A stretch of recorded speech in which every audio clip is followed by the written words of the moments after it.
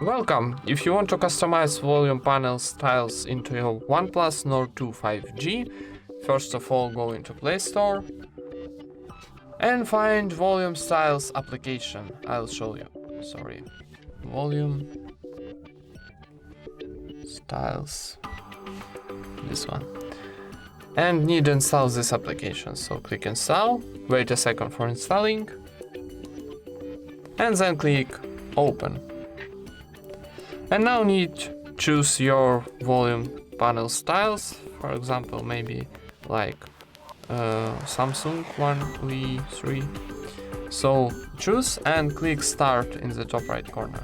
So clicking, and now need give accessibility for this application. Click here to turn on, and one more time in Settings. Choose volume styles on. Click OK to confirm.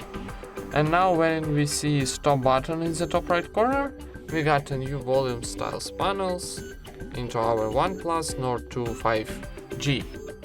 Thank you for watching, leave thumbs ups and subscribe to our channel.